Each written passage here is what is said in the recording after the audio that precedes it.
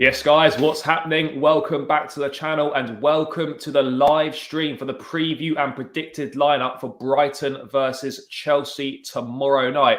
Chelsea looking to get back to winning ways after a disappointing defeat to Manchester City on the weekend. A difficult trip to Brighton comes earlier than expected. Nice for the Premier League to shaft us with that rescheduling there. Thought we'd have a week off between City and Spurs, but they stuck that Brighton game in there. So we actually ended up playing Brighton again pretty quickly off the back of the 1-1 draw at Stamford Bridge, which was very disappointing. Joining me, as always, is George to go through this game. Hope you're well, mate. City game was disappointing. We'll kind of touch on little aspects of that. But tomorrow night, mate, this is a tough game. Brighton play some decent stuff, and they're not doing too badly. This is going to be no means a foregone conclusion and simple way back to winning ways, is it? I don't think there's an easy game in the Premier League. I think it's got to that stage now where teams are just competitive, and the way Chelsea are playing at the moment is very hit and miss. I think we can both agree. I mean, I'm quite glad I wasn't on the last show, to be honest with you, because I was very angry. Not necessarily by the result, but by a few things that we'll get into.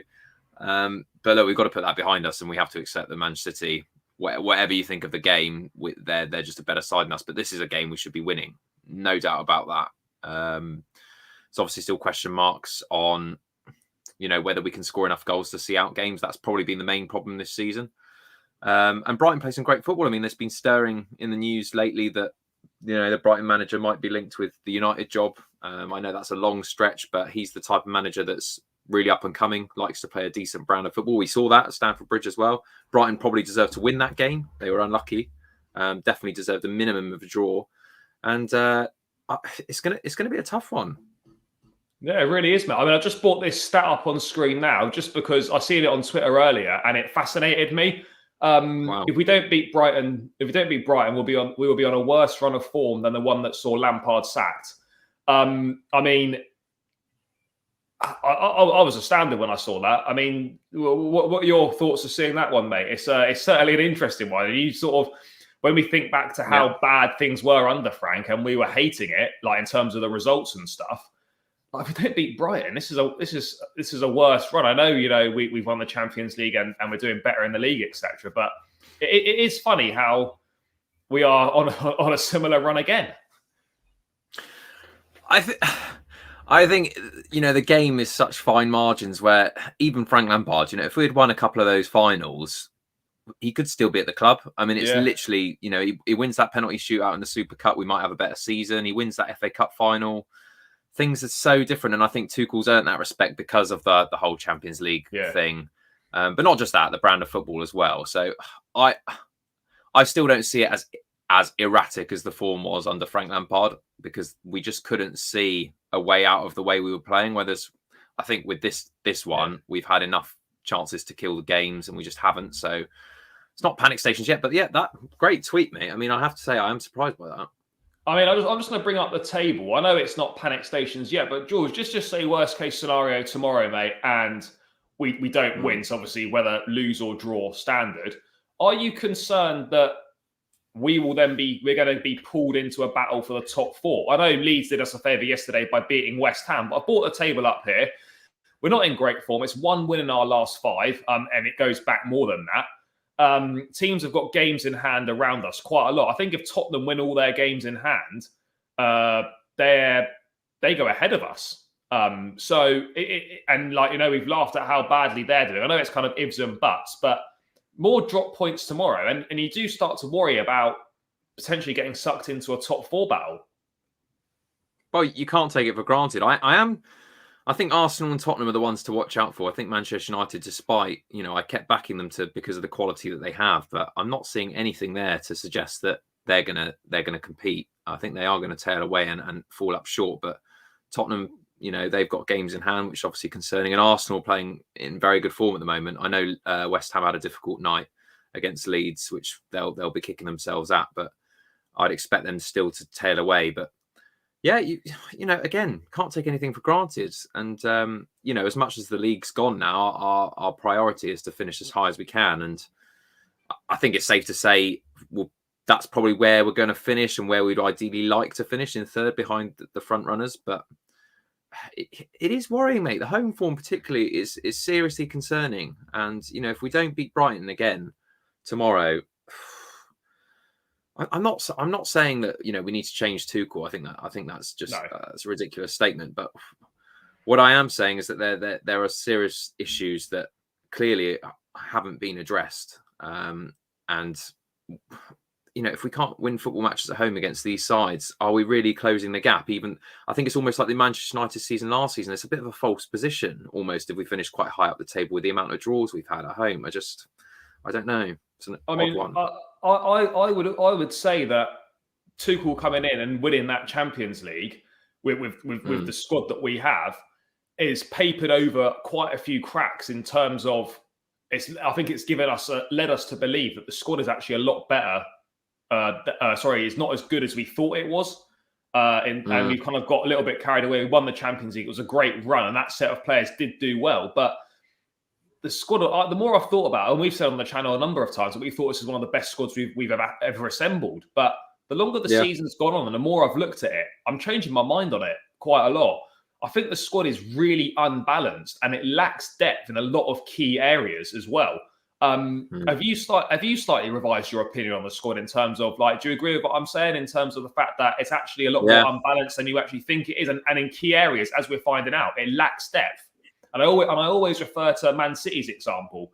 They got Cancelo and Walker as their two right backs that probably play for virtually every team in the league. I know Cancelo plays a lot of left back, but you look at our cover in certain positions, and the balance of the squad and the depth in certain areas is actually quite poor.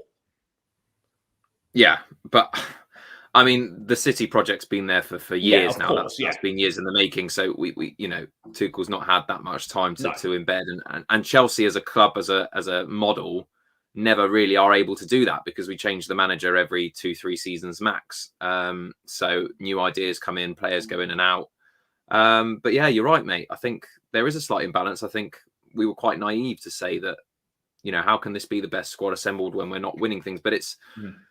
I think on paper it still is, but it's about performing in the games. And, if all those players, we'll go into depth more about the front three, but, we've got Havertz, who's being, he's always well favoured in Germany is about being the next big thing. Timo Werner came in with an outrageous number of goals and hasn't hit the ground running at all. Pulisic, the kind of Hazard swap there. Lukaku, £100 million. These players were performing to the levels that they should be. We could be right in the title race, if not at top of the league. I mean, it was only a month ago that we were a point behind. So I don't think we're far off, but I put this to you earlier, mate. I said, think about Liverpool last season and again this season. If they had lost their two fullbacks this season in Robertson and Trent, there's no way that they'd be anywhere near. Yeah, of course. But and unfortunately, injuries, it's part and parcel. But in a counter to that, though, missing Chile and James isn't an excuse for the fact that our forwards have been so poor. They're going to get more service because Chilwell and James are more attacking. They put more balls into the box, and it's going to help them. But ultimately, them playing or not playing doesn't excuse the fact that the forward line, bar Mount, has been dreadful this season. Like that. No, it doesn't. No. Yeah, and obviously we'll get into it, but I mean, before we get into the forward line and stuff like that, I just wanted to ask you, I've seen a few things on Twitter and stuff, and I kind of think it myself as well, that at the moment, we're actually more of a cup side than we are a side capable of being consistent over a 38-game period, challenging for a league title. I think we can challenge for a league title, but I think there's a reason why for the last 5 years, and since Antonio Conte left, we haven't challenged for a league title at all. And if we're being honest, we've been nowhere near. Yes, I know we win trophies and success still comes to the club, but do you feel, mate, that because we lack consistency at the moment, and in the cups you don't necessarily need as much consistency, and you can get away with not performing to a top level week in, week out, do you think we're actually more of a cup side at the moment? It's a really hard one because it goes all the way back. If you look at any interviews that Frank Lampard and the like had, even now, they say that we should have won more league titles with the team we had. We didn't actually win that many league titles and dominate the way that we thought we were going to. And you're right, mate, 5 years without a title for a club of our size, considering we've now won 2 Champions Leagues in that time. And we tend to win a trophy a season. I mean, Jamie Carragher said we are a machine when it comes to winning cup finals and winning things. But is it? I don't.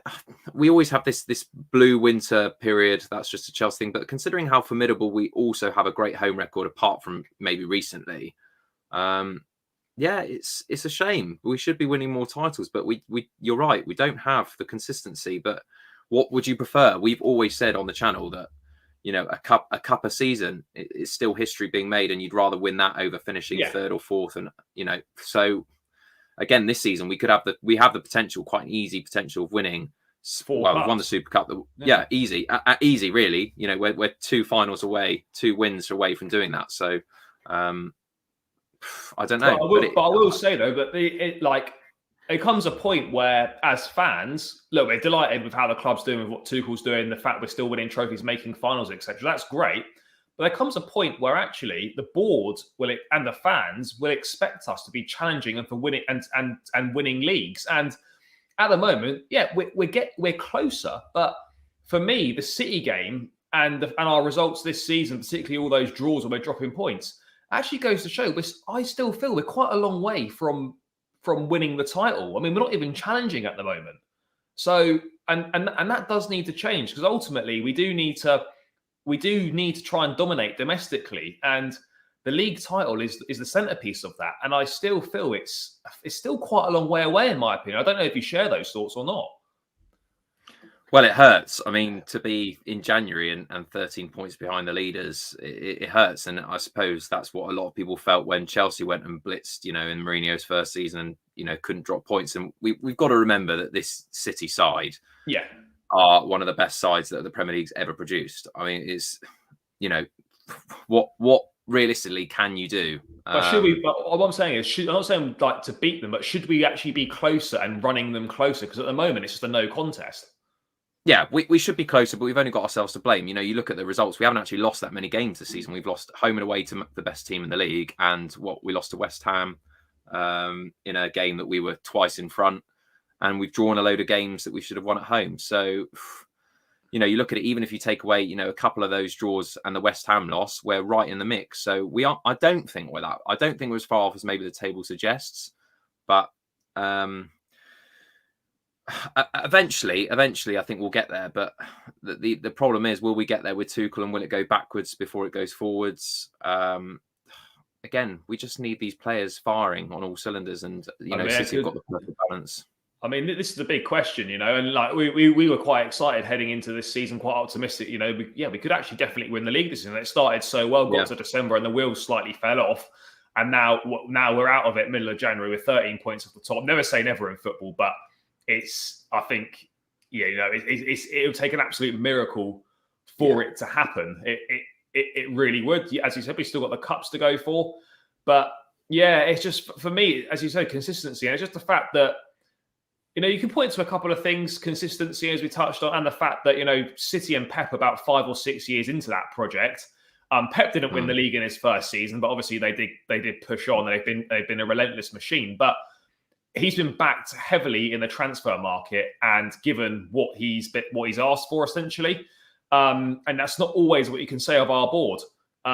If we've got a manager in Tuchel that can recreate to some degree what Pep has done at Manchester City, in terms of the fact we've got the infrastructure there. We've got the basis of a very good squad, but it requires the boards to back him and give him the tools that he needs. And the problem is for Chelsea is that's not a given. I mean, does that concern you that, we've got such a great setup at the moment, but the board might not back it, and this could fall flat on its arse potentially? Because we've seen it many times before with different managers. Well, the trouble is now that we're in a bit of a hole where the board have backed us, and they've backed us heavily with the likes of Havertz. And I know we obviously sold players to get these players on, which seems to be the bit of the Chelsea model, kind of 1 in, 1 out scenario. But let's not kid ourselves. We have spent a lot of money on players that have not worked out. And now it's a kind of damage limitation where they're stuck at the club and we have to make them work, because the alternative is selling them for almost nothing and not having the money to replenish anything in the squad. So I'm not going to blame the recruitment, because when those players came in, I was the same as most Chelsea fans. I thought Werner's going to be electric, finally a player with pace up top. I thought Havertz, very young, doing the business in Germany, is going to be great. I thought Lukaku, just what we need to win the title. We need that front man who's going to be physical, just like a Drogba or a Costa, get the job done. So I'm not going to stand here and say that, I'm not a fan of Lukaku anyway, but I'm saying that I can't sit here and say that I didn't think he would improve Chelsea. Of course, I thought he would. But it is a concern, because I think I said to you at the beginning of the season, I said, as soon as we do something great as a club, history-wise, we've tended to have a really poor window following that. And we've done it again, unfortunately. Yeah. Oh, sorry, mate. I was chatting about this with someone else. Yes, Lukaku came in, and that's what we needed. We needed someone to score goals and address it. It's not worked out yet, but we brought in what we needed. But I have to say, I thought the summer window was poor. Other than that, we didn't bring in anyone, did we? We didn't bring in. We brought in Saul on loan, and we brought in Bettinelli, a third choice keeper. We needed more than that. It wasn't just a goal scorer that we needed. But yeah, I thought that the recruitment was poor. But just in terms of recruitment in general, let's move on. Let's move on to the attack then, George. Obviously, you said you were fuming after the Man City game, and rightly so. I think a lot of us are very angry with the performance of the attacking players. It was dreadful, almost non-existent. But there's no clear solution to this, is there? Because we've tried multiple solutions at the top end of the pitch, whether it's, Lukaku, Mount, Havertz, Pulisic, Ziyech, or whatever it is. We've tried multiple solutions up there, and none of them are providing the answers that we need. And I think it's a big option, a big problem. It's not as simple as just going, okay, well, these three aren't working, but these three definitely work. Tuchel doesn't know what his best three is either. I think that's why there's quite a lot of chopping and changing, because he doesn't know what the best three are. And if you ask a Chelsea fan, what's our best front three? You ask 10 Chelsea fans, I reckon they'll say 10 different combinations. Like, we don't have a best front three. I mean, how problematic is that to you at the moment? Now, our attacking issues are obviously clear, but there's no obvious solution to the issue. And that's a big problem in itself. You've got none of those players are in form. So you've got that problem.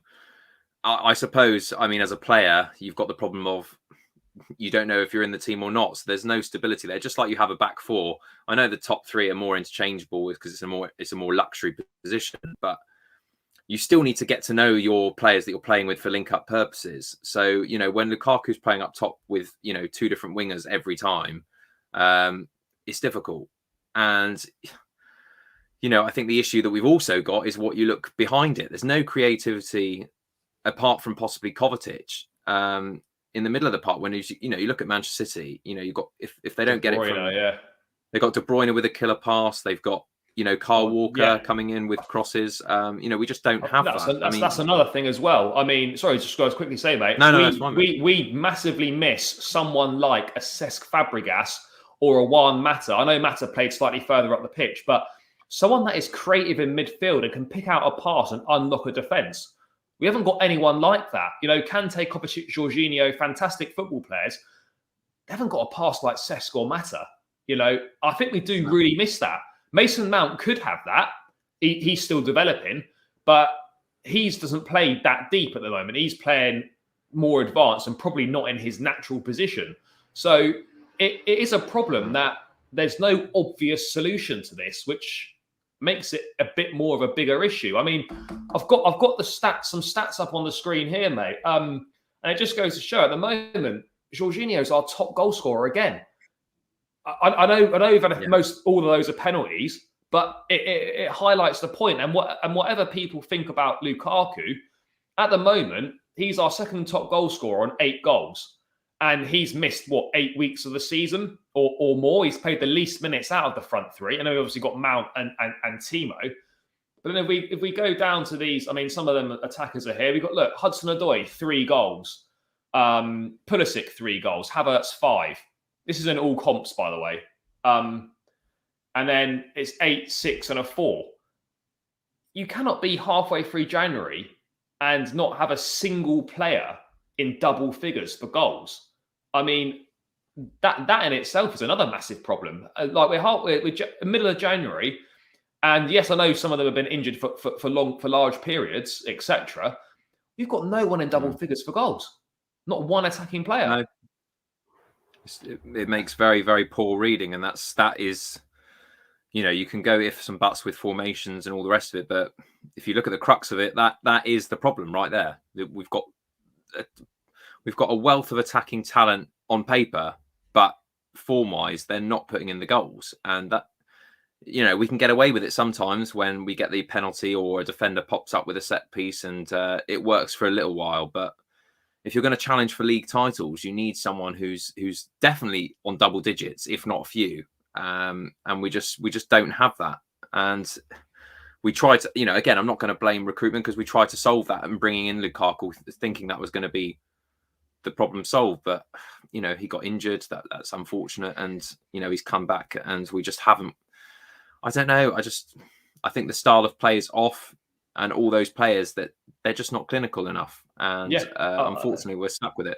I also think, mate, on that point, that I feel the recruitment has been I don't want to say poor because these are exciting players, but I think the profile of players we've looked at recruitment-wise in the attacking positions, the makeup of the attacking players, there's too many young potential and not enough finished articles. There's not a balance between the two. So in terms of all right, we've got Callum Hudson-Odoi and who is a rough diamond still. He's not a finished article. He's under potential, and maybe Kai Havertz is potential as well. But we've got too many young potential without enough finished articles interspersed in between. So I mean, I think recruitment-wise, yes, these finished articles are going to cost more. But do you not feel that we need a bit more of a balance between finished articles and then blooding a couple of young potentials? Because at the moment, we're all playing young potentials. We're signing Havertz for £75 million and expecting him to come in and be a finished article. That just isn't realistic.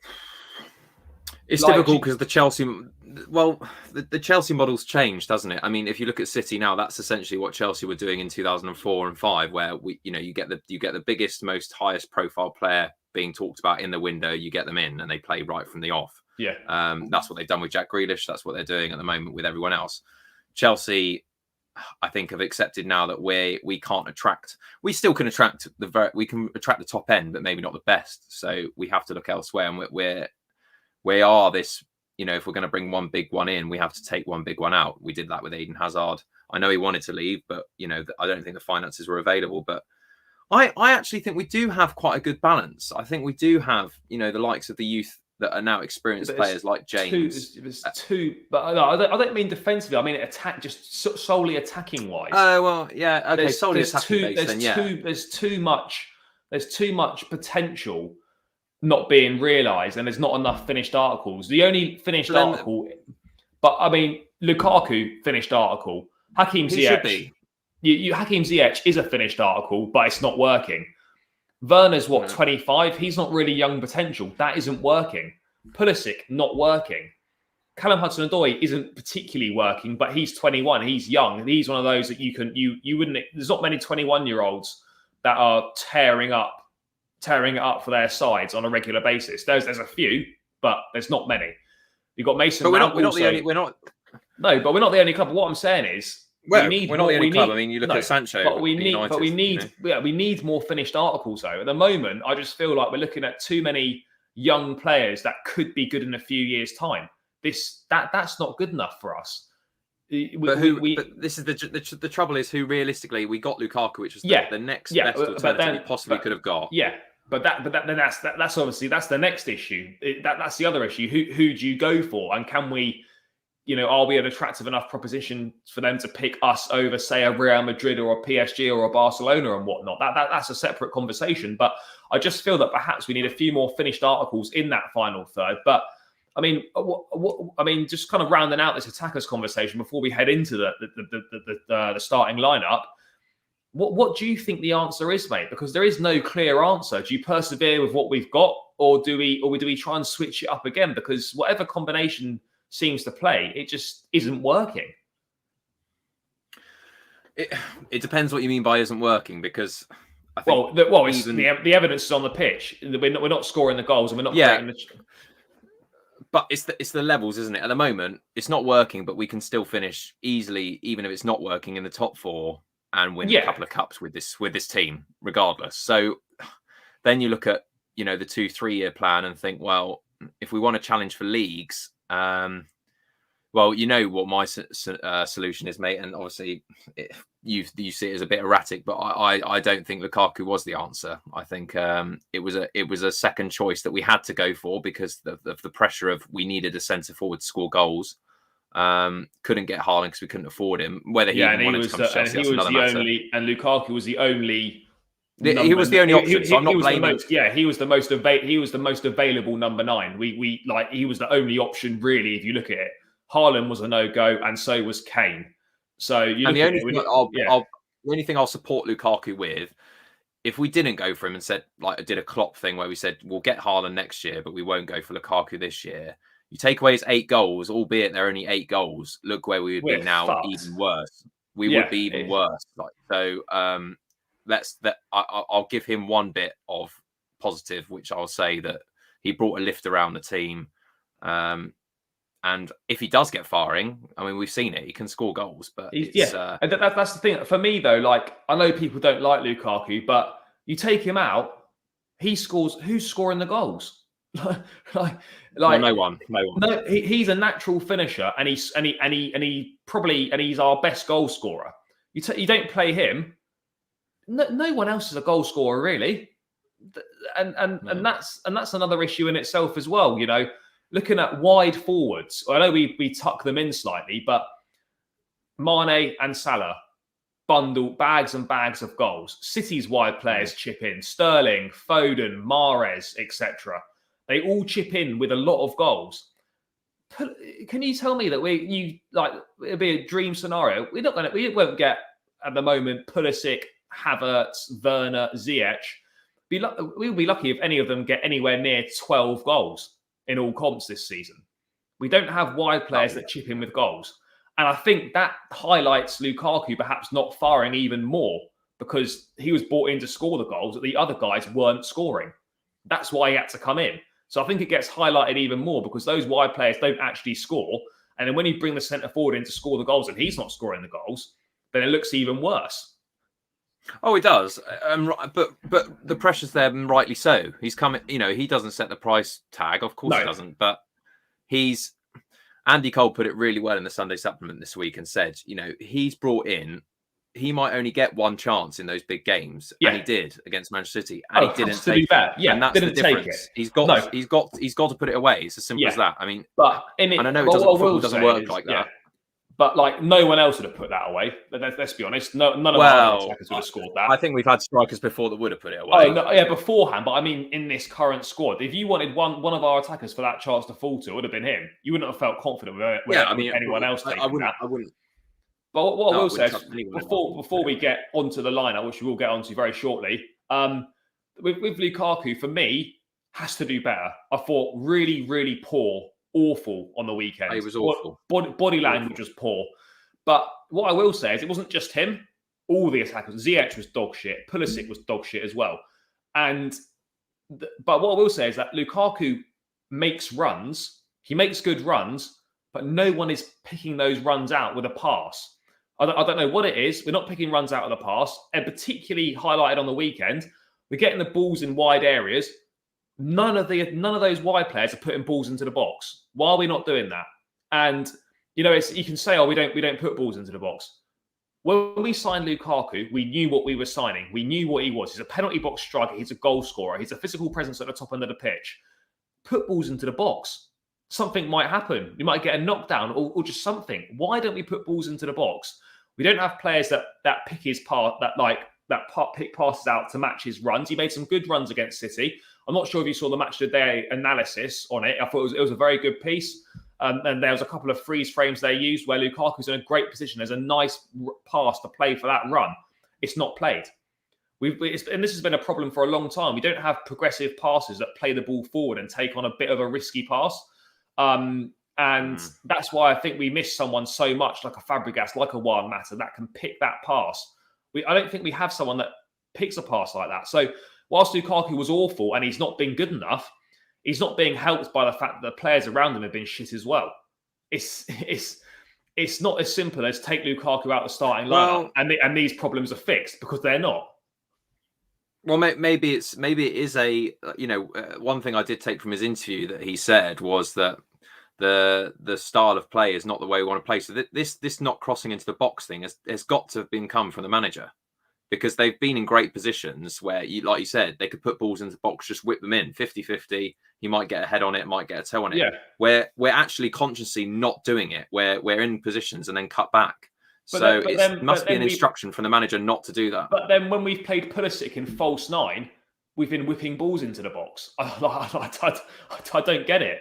Like, look. Well, I think Lukaku would have scored more goals if James and Chilwell were on the side. That's the first. Oh, thing. Yes, for sure. Because there's more service coming and there's more of an outlet, and those are the kind of players that would pick that sort of a pass, whereas Aspie wouldn't pick that kind of pass.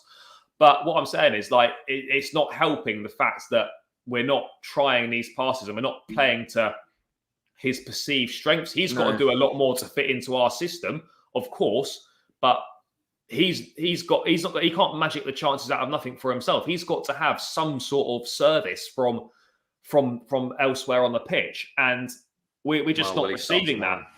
We're not receiving that. But yeah, let's get into the lineup, mate. We could be here all night talking about the attackers.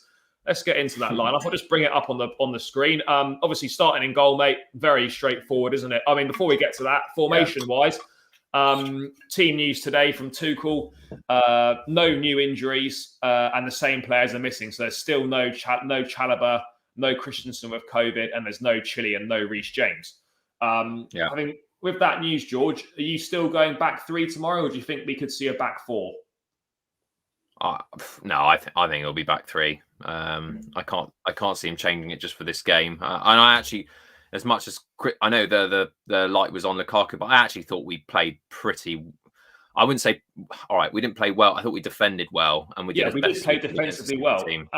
I'd say we did enough to get a point.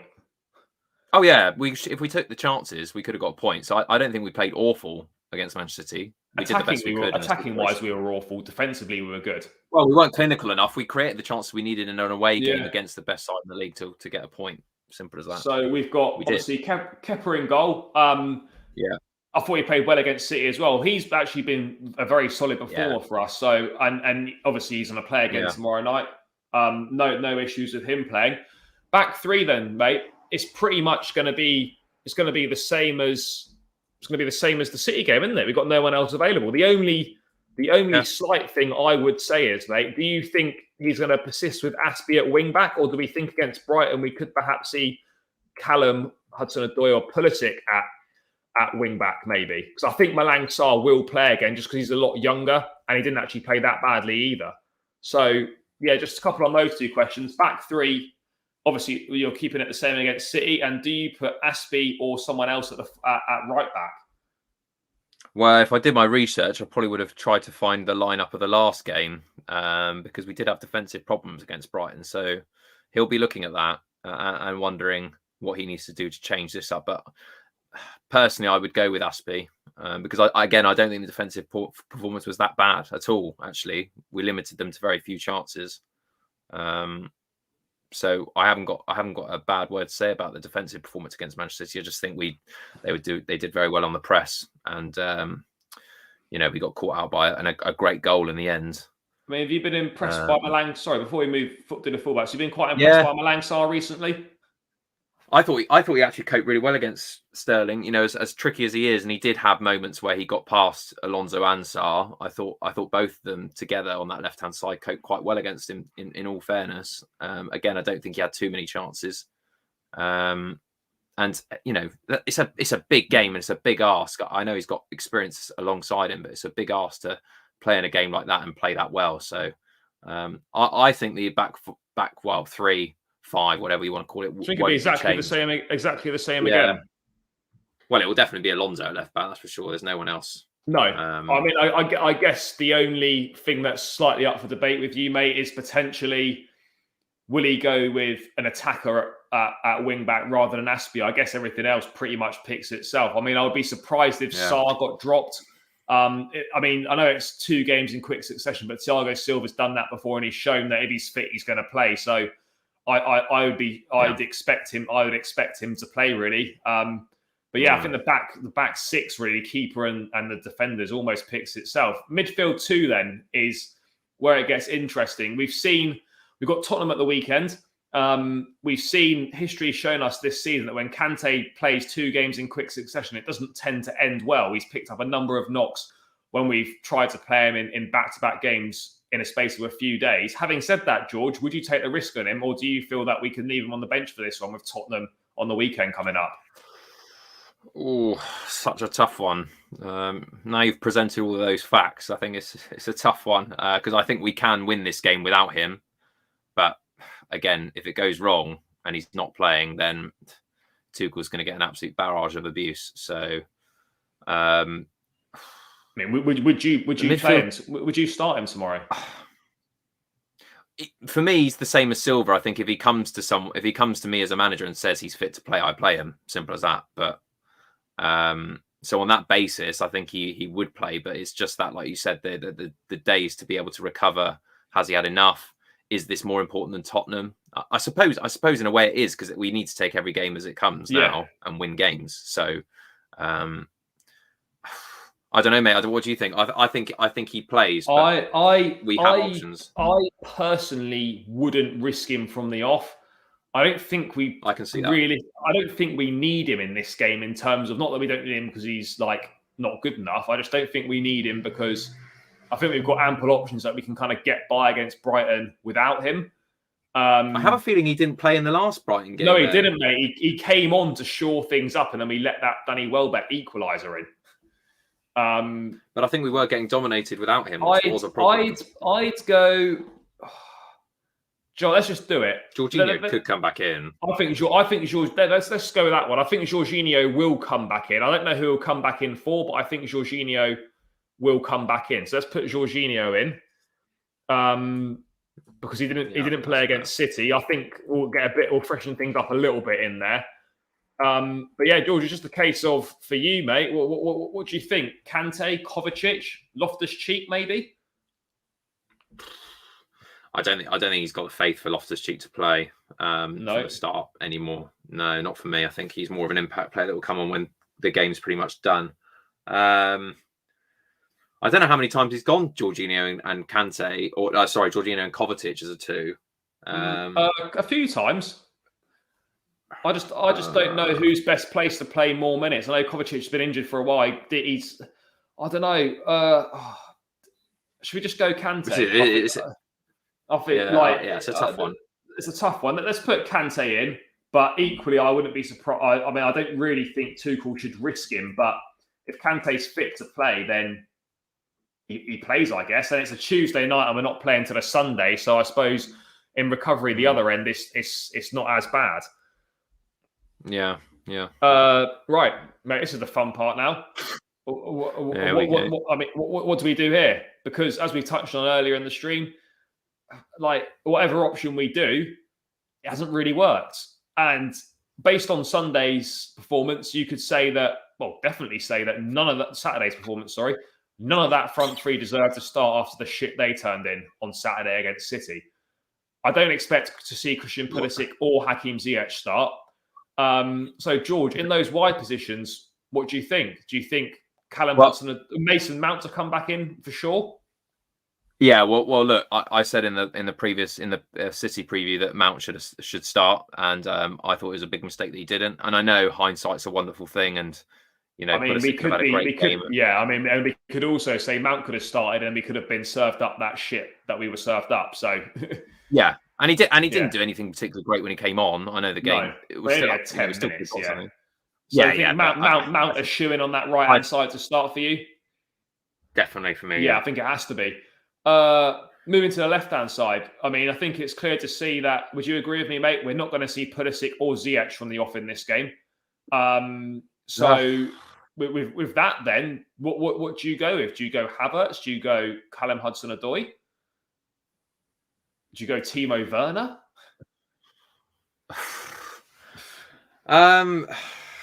God, I mean, I'd like to see Callum play on this left-hand side, but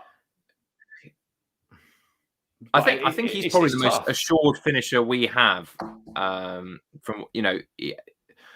I know a lot of players scored in the game against Norwich and what have you, but I think he's one that can score. He seems to be more, to take on players, a bit more about him than the others at the moment. But for some reason, Tuchel still does like to bring on Timo or I think those are up for debate. The big one is who's going to play up front, because you'd be happy to stick Hudson-Odoi on that left-hand side. I think so. I mean, I wouldn't be surprised. It was a toss-up for me between him and Timo, just because Timo came on and we can't value that performance. Whereas you'd think Pulisic and Ziyech did nothing. This is the big one now, isn't it? Kai Havertz, who a lot of Chelsea fans felt should have played on Saturday lunchtime, has done well in the false nine position. I think we look a bit more fluid with him there, but that's probably because we're just more used to it, because we've played like that more often than not. I mean, what do you do, George? Do you persevere with Lukaku? I personally feel that Tuchel will probably pick Lukaku, but this is obviously our lineup. I mean, what do you think? Do you think would you persevere with Lukaku, or would you put him on the bench and play Kai Havertz? I can't believe I'm going to say this, because for the amount of slating I've done of Lukaku, and for anyone listening, you probably hear me just I do give him a lot of abuse, just in chats and stuff, how poor he is and that I want him out and all the rest of it. But I think as a player, I think you've had a shit performance, and there's something about bringing in someone for £100 million that you feel like you have to go with him to persevere. And the only way it's going to work is by him playing minutes. And you can forgive him for playing shit against one of the best sides in the world. What I can't forgive is him playing shit against Brighton. So what I would say to him is, you're going to start again, but you need to turn that performance round 180 and give it everything. If it doesn't work against Brighton, then you've got serious alarm bells. But So you think Lukaku? You think persevere with him? I think we have to. Yeah, I don't think we've got another option. Yeah, okay, people will say Havertz, but let's be honest, Havertz is not a good guy. He's not a great goal scorer at all. All right, yeah, he might link up the play a little bit better, and we might look a little bit more fluid. He doesn't score goals. Like with Lukaku in the side, we are going to have a better chance of scoring goals than if he doesn't play.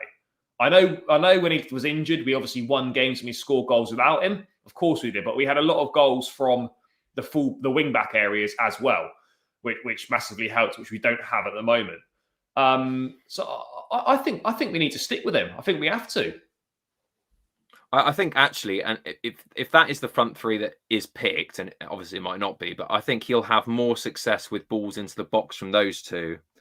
With Hudson-Odoi, he loves to cut in and play the ball across. Mount was the only one, even in that 10 minutes, who actually tried to fizz balls into the box from wide areas against City.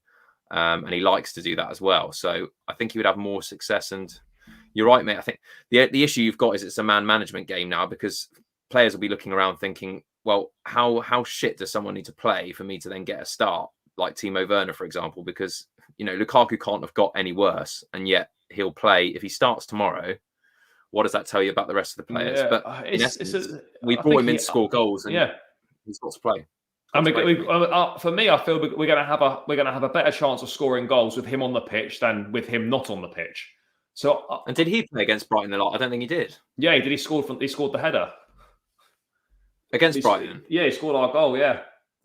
Oh well, there you go then. So, I wouldn't be surprised if he perhaps didn't start, but I think he should start just based on what we've said. I mean, Havertz could end up starting as well. But yeah, I think Lukaku has to play for the reasons we've stated. So, I mean, that's the team we've gone with. As always, let us know your thoughts in the chat or in the comments if you're watching it back. But, I mean, yeah, that's, again, on paper, that's more than a good enough team to go and beat Brighton. It's going to be a difficult game, George. As we know, they play some good stuff. Graham Potter's got them doing some decent things. But to round out, score prediction from yourself for tomorrow night. We obviously drew 1-1 with them a few weeks ago.